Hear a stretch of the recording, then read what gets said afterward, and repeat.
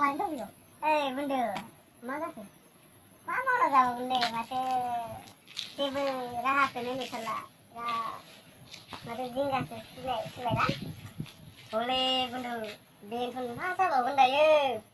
जालासो दाउ अमा खालामखौनो खुला लाजोबदांलै बुंदो मा बुङो आंथ' साना फाननानैसो जानो लुगैबाय साना बेफारि एकदम साइकेलाव साना मिक्सार लगायनानै जायो बिदि माबा बुंदो नों साना माबाखौ खालामदो आं माबाखौ खालामसै होमबा मैगं थाबा लांबा जानोसै आं मा बुङो मा उफाय दंबावोलै नङाबा जेबो फैसा थाखाबो गैया पकेटानो जिर' बहा मोनबावगोन फैसाखौ बिदिनोलै बुंदो मा बुंनो आरो जों आरो जाम्बा मानसि मावनो दांनोबो बालाय बहा सानफ्रामबो उन्दुनायानोसै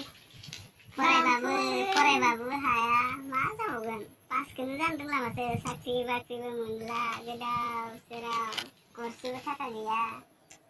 बेनोथ'लै मा जागोन दा बिदिबा हिनजावखौ मालाय बोरै लागोन दा जों सोर फिसाजो हरगोन आसलथे सोरगोनथ' आरो बेनोथ' लाबाबो जाबायदि खस्थ' होनोसो लाबोनाय जागोन ना हिनजावफोरखौनो बेनोलै बुंदो जों आरो मालायनि फिसाजोखौ बोरै खस्थ' होनो जों मालाय दुखु मोनो सानबा दा दुखु जालायलांनानै बिदिजों माखौबा मोनसे बिजनेस थांसै नामा